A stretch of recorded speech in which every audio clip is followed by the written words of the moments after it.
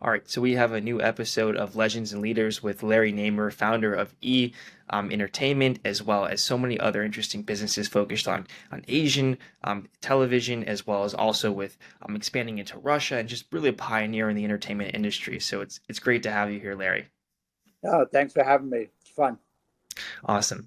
So I'd love to just start with a bit more of like your beginnings as you were a child. Were you really entrepreneurial as a kid? Were you kind of a little bit, were you in the entertainment space? How did this all start, this passion of yours?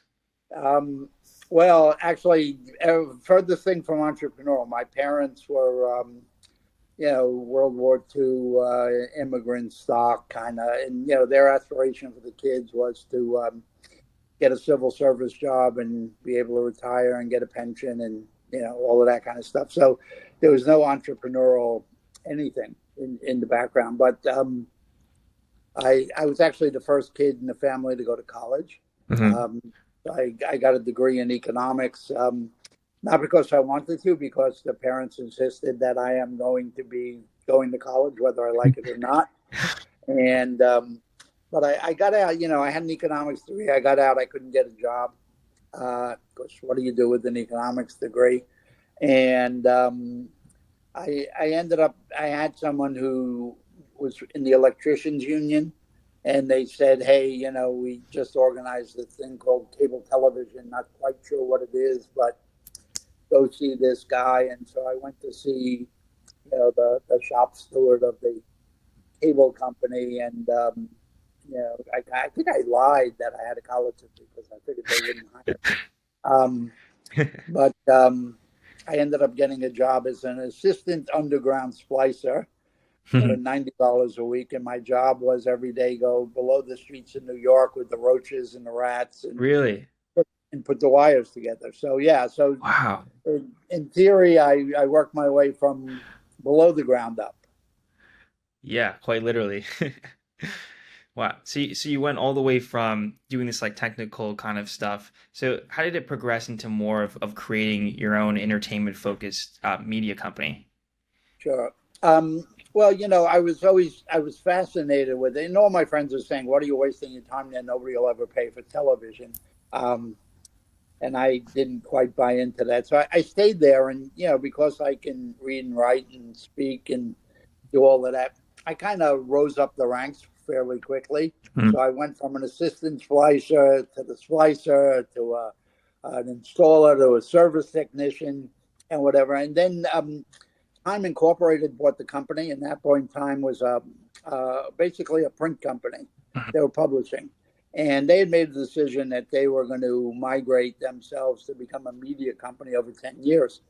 So, here you had all these Harvard and Yaleys, buying up cable things, and they basically had no one to talk to that could explain to them what it is those people do when they go under the ground every day.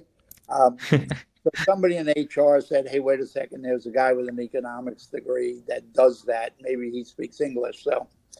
Um, so I ended up getting recruited to leave the union and go into management. And I think I was like 25, where they made me director of operations, which means I had all the operating departments were reporting to me. At 25, I had like 300 and some odd 100 people reporting to me, all of which were older, which was an interesting dynamic. And it was there. I got, I had marketing and, sales and those things kind of thrown in with the technical department. So I started to broaden my thing there. And then they decided that the cable wires could be used for more than just providing good reception. Hmm. So they moved me to a position. I was then made director of corporate development, and my responsibility was to find other uses for cable TV other than just providing good reception or CNN or whatever. And but it was interesting because all of a sudden the cities decided that they wanted cable, all the big cities, and they started issuing franchises. And the caveat with most of the franchises was we want the cables to go underground. We don't want them on telephone poles because it's unsightly. Well, there was a group from Canada that won the franchise in Los Angeles, and they had to build underground. Well, they needed to find someone who knew how to do it. It turns out I'm the only guy in the country that really has experience building underground cable systems. So I think I just turned 30. So I ended up getting recruited to go out to California um, against my better wishes. I was like, hey, I'm a New York guy. I don't go to La La Land. But they offered me like 4 times what I was making, and we'll give you a house, we'll give you a car, and all of that stuff. So they basically made an offer I couldn't refuse. So I ended up going out to LA, and as any New York kid, you go out there, and all your neighbors and friends and people, they go into studio premieres and parties, and all of this stuff. And I said, hey, I want to do that. And the studio people were going, no, no, no, no, you're in the, you're like a utility. We don't recognize you as being in entertainment. And I said, hey, the best thing about the movies you do are the movie trailers. And the only time I ever see them is when I'm in the movies. Hmm. I said, it seems kind of backward to me. I said, wouldn't you want me to see that when Yeah. I'm in my house? I want to go to the movies. Right. And they were like, yeah, but there's no place to put, 2-minute trailers. We get, if we're lucky, we get 10 seconds on Entertainment Tonight, whatever. So I said, okay, tell you what, send me the movie trailers. I'll put them on TV for free, but you got to put me on the invite list for all those premieres and stuff. So they said sure, and they did it. When I started doing like marketing surveys, audience surveys, going, what's your favorite channel? People go, oh, I love CNN, I love ESPN, and I love that trailer channel. And I'm Hmm. like, that's weird. I said, I get the best 2 minutes of $50 million movie for free, and people love it. So then, like a little bit later, the company that I work for, which was a Canadian company, they sold out. And they said, hey, come back to Toronto with us. And I'm like, no, no, no. I don't go from New York to LA to go to Toronto. So my friend Alan and I were going, let's come up with an idea that we could do in California. And he's going, well, he said he's been intrigued with like this idea of doing MTV of the movies. And I said, wait a second. I said, I could get all these trailers for free, and MTV has a VJ stand in front of a green screen and go, hey, Madonna has a new video. I said, we could get a host to stand in front of a green screen and go, hey, Schwarzenegger has a new movie. I said, it's basically the same arm movement. And so, we both decided we were going to do that Entertainment Tonight 24 hours a day, MTV of the movies. And we wrote a business plan we thought was brilliant. And, at that time, the cost to start a TV network was somewhere around 60, 100 million. And TV networks are only started by big media Hmm. companies. A, they had to afford it, and B, they had to have the expertise. Um, so when we talk to people, they're going, yeah, it's an interesting idea, but you're not Rupert Murdoch, you're not Ted Turner. You don't wake up and start a TV channel. That doesn't happen. And we weren't smart enough to listen, so we spent literally 3.5 years chasing money.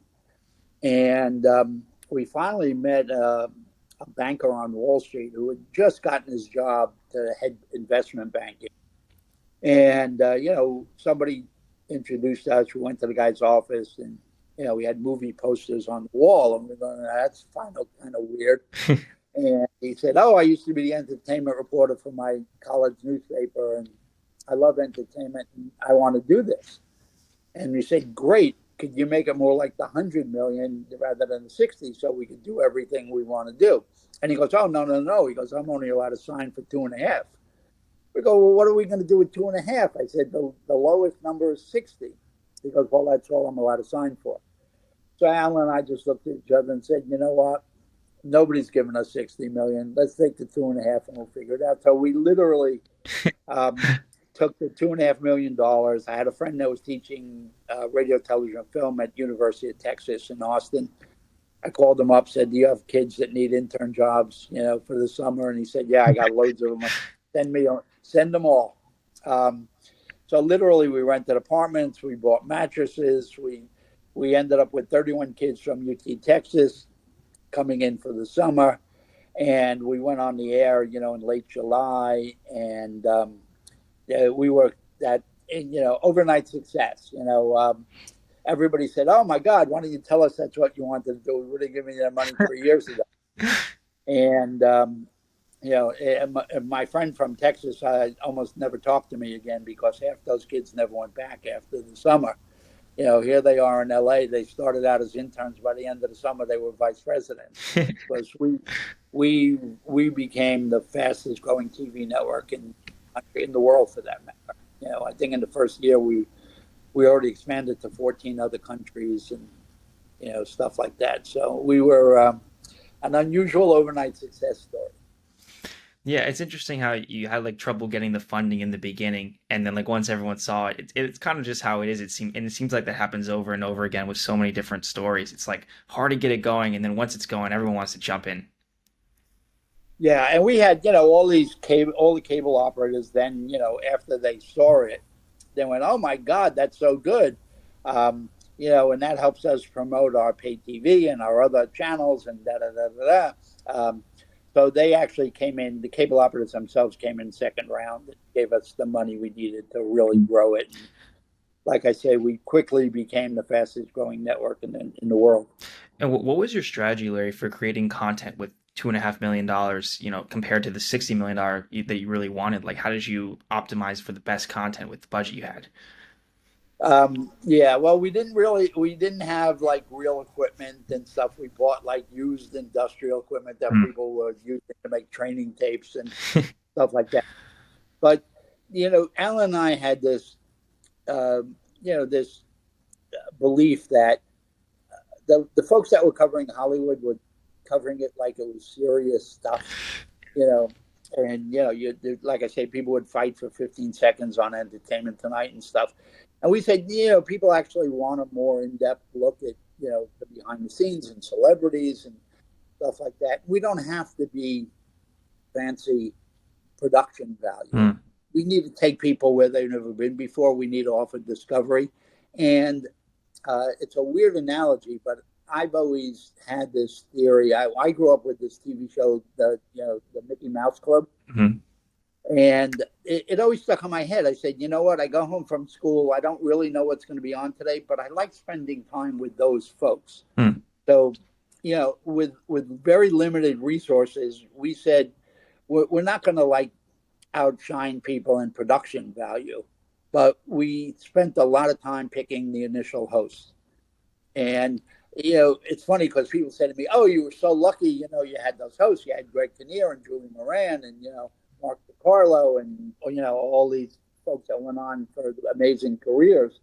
But they don't realize that we actually interviewed over 10,000 people, Really? and we put 7,200 people on tape. Um, Wow. so we realized that the main thing that we're going to have to attract people is the host, and we were meticulous at doing that. So we put the money where we thought it really would have the most impact, Hmm. and we were right. It turned out people either you loved our hosts or you hated them, but you felt something. Yeah. And even the ones that people didn't like, people would tune in just to hate them.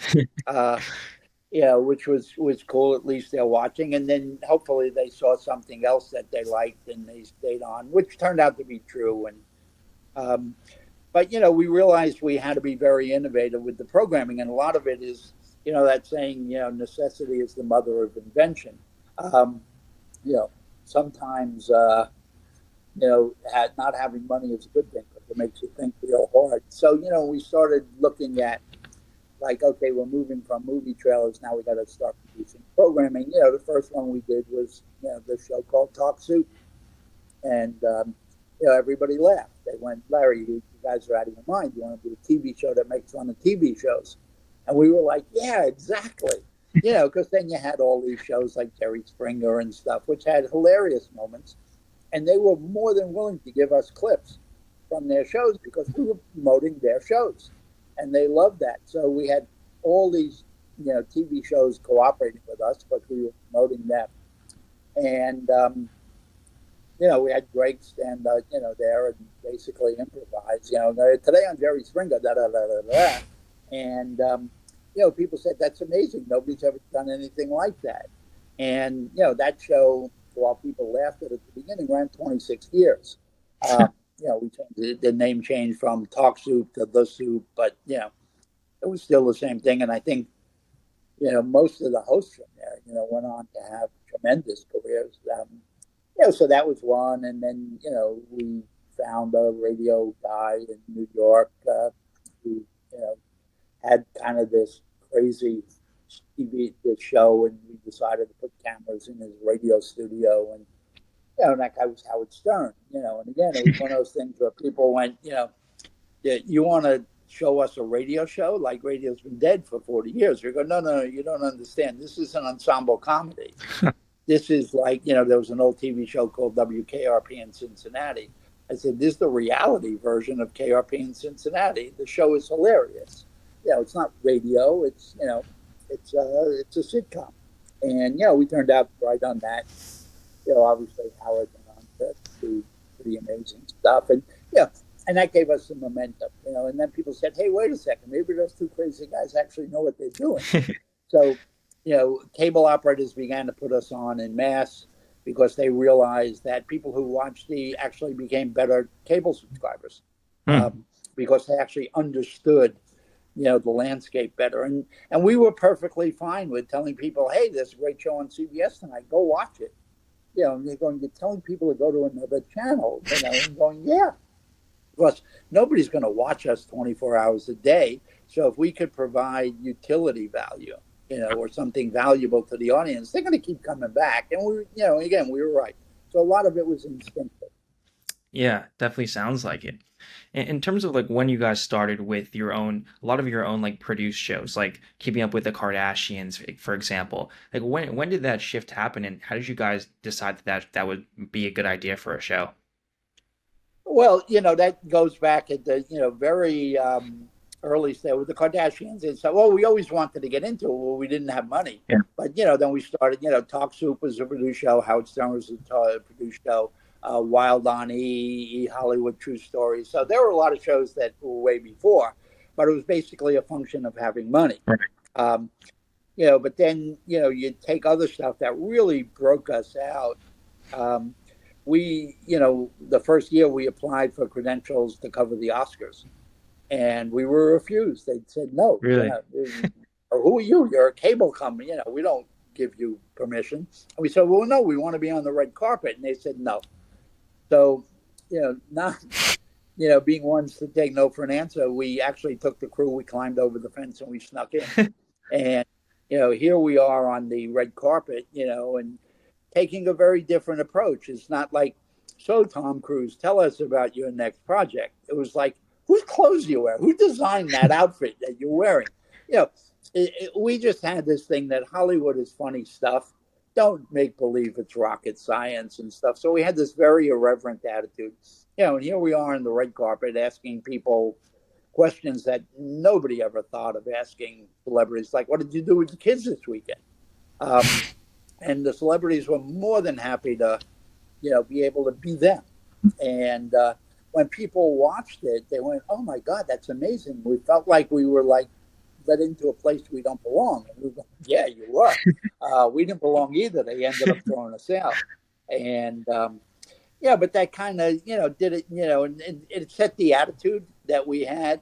And then with the Kardashians, Alan and I knew um, Chris and Bruce before he became Caitlyn and stuff like that. And we were actually working with them, and we knew the kids when they were like really little, and some of them didn't even exist when we met them. I met Bruce and Chris, and we were actually working with them on this idea of starting another TV network. We were going to start this thing called FXTV, Hmm.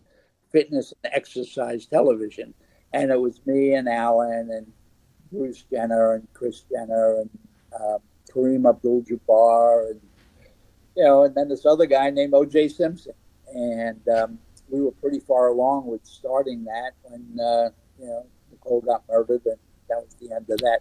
But we go back a long, long time with Chris and Mhm. Bruce and the kids, and Yeah. And then so it pivoted to this more like reality focused series with them and kind of going into their lives. How did that change happen? And like what was the thinking behind that? well, it was. the Kardashians and the Jenners had a very interesting mix. I mean, you look at you know Chris was married to Bob Kardashian, who Mhm. was the lawyer in the OJ trial, and he became quite famous. And Bruce was married to I forgot her name, but I think she was Elvis Presley's old girlfriend. So they were fascinating lives to begin with, Mhm. and we thought it fit the irreverent style that we had. And I don't think anybody could predicted Yeah. how good those girls were going to be on camera and stuff. A lot of times there are good stories. You point a camera at them and they Mm. freeze. Um, this was a family that grew up, literally videotaping their lives and stuff. So they were perfectly comfortable. And again, it was the same thing as as when we snuck into the Oscars. It was we took people into places that they said, "This is I feel like a fly on the wall that I'm watching something that I'm not supposed to." And it was different. It was just so different, and people loved it and it caught on. And obviously, Chris I thought was a brilliant marketer. Yeah. um, yeah, I think you did an amazing job with kind of guiding that family, and the girls picked up a lot of stuff, and they've done amazing. I mean, they're incredible. Well, people say they have no talent. I go, what are you talking about? They're among the best marketers I've ever seen in my life. Yeah, definitely agree. You mentioned that one of your best skills, I read this, that one of your best skills is kind of observing popular culture and then figuring out how to make the right kind of entertainment content for that culture. Like, what are some of the ways that you look at culture to try to shape content for it? Well, yeah, first of all, I'm fairly egoless. You know, People look at E and they go, "Oh my God, you started E," and I'm like, I'm just a schmuck from Brooklyn, who realized that people around the world love Hollywood entertainment, Hollywood gossip. Um, but I stand back and I observe. I'm very observant. I'm very listening. I've never really had this attitude that we're American and we're going to show you how to do it. So every place I go, I liken it to like almost being my mother's house before my mother passed.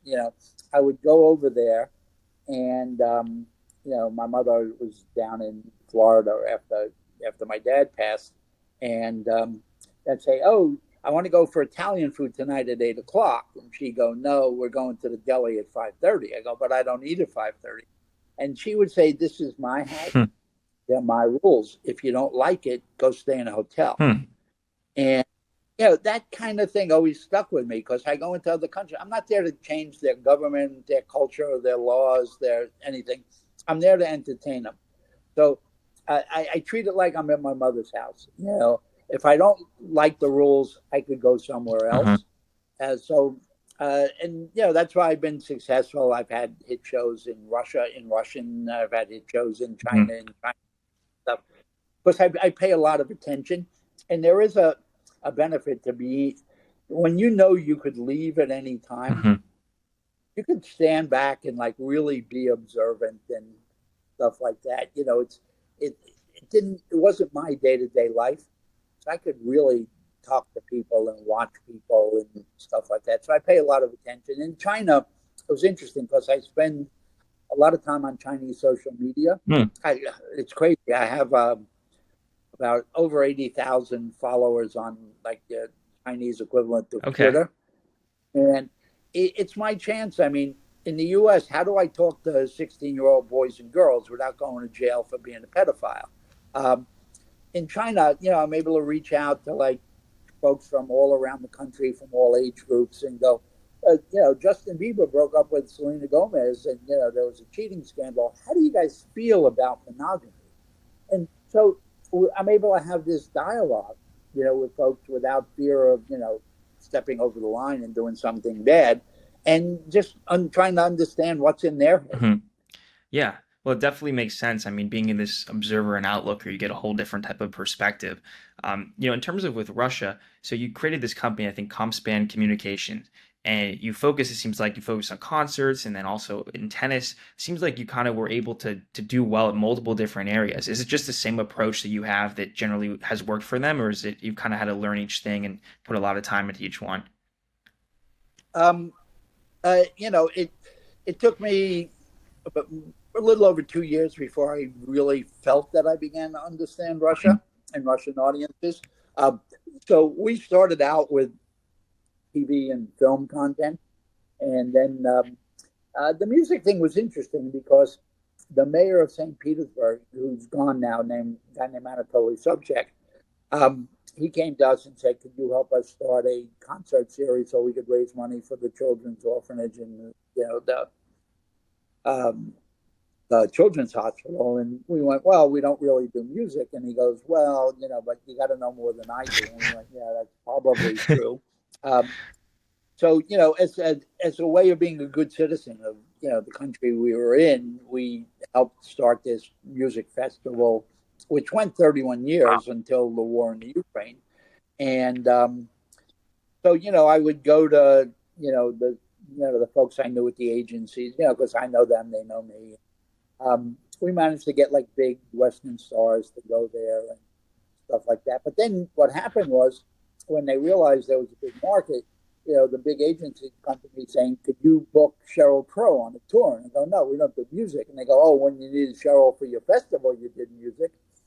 So we found ourselves in the music business, and I think we ended up doing over 300 Wow. concerts Amazing. there, including some big stuff on Red, like three tenors on Red Mm. Square, and that kind of stuff, which I think drew like 500,000 people. And so we got into the multimedia thing, and then we realized we knew how to do live events. We started bringing the Harlem Globetrotters, and we did the Champions Tennis Tour, and so we had a pretty good mix, which kind of gave me kind of a fairly diverse background, which I ended up being able to take into my endeavors in China.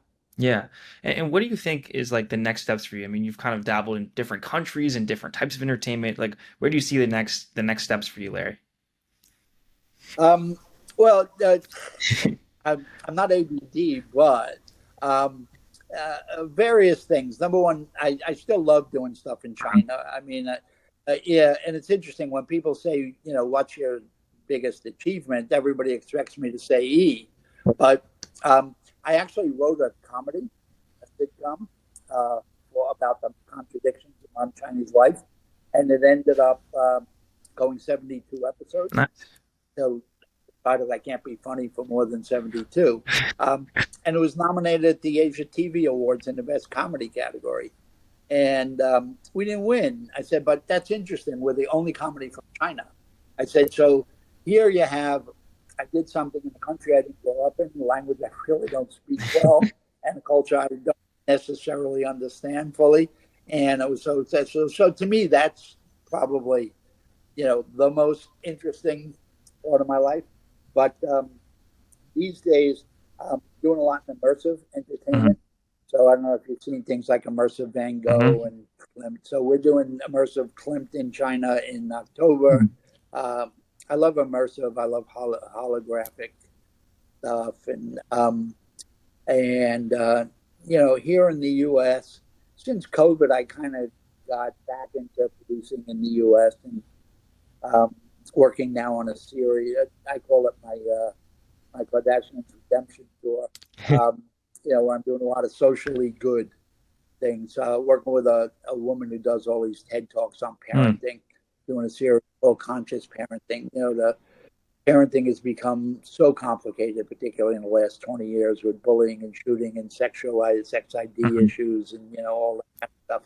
And so I'm doing stuff back here in the U.S. I'm helping some folks I know that are Asian American do a documentary about the rise in anti-Asian hate since our president declared that COVID was really the China flu.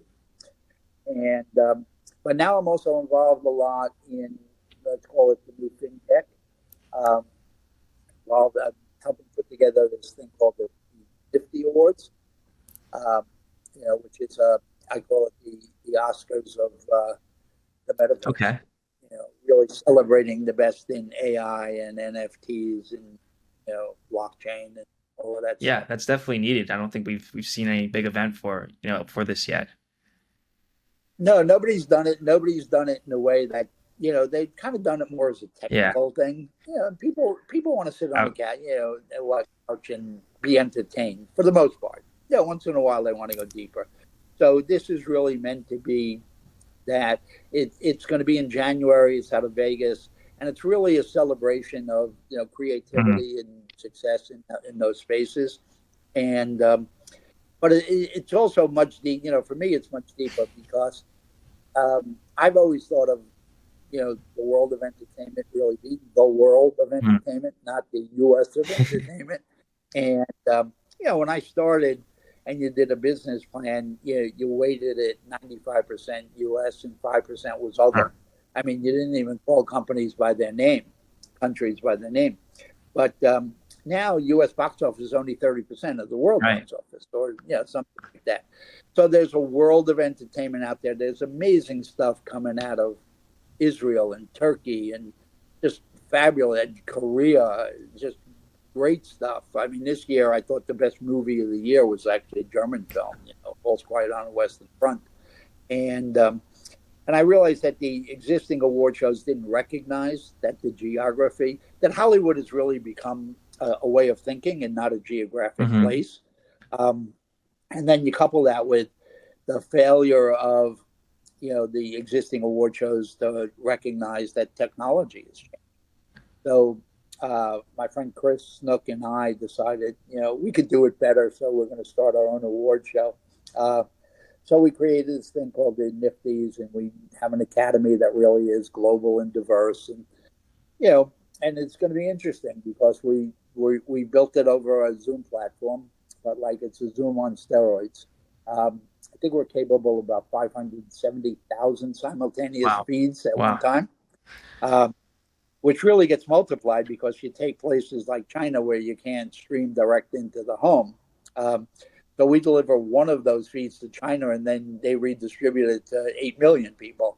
Um, so, um, but in order to get a stream, you got to buy an NFT. So the NFT is your token, Hmm. um, and it's like cheap. We made it cheap, but we just want to prove the concept that NFTs recorded on blockchain uh, are gets you your admittance ticket, but it's also your memorabilia. If you go to a Broadway play, you get a playbill.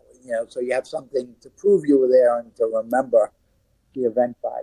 Uh, and then it's controversial these days because you got the writers' strike. Everybody's trying to figure out how they live during when AI really hits. Um, but I think we've now got deals. We're in about 34 countries Hmm. um, with 34 different languages.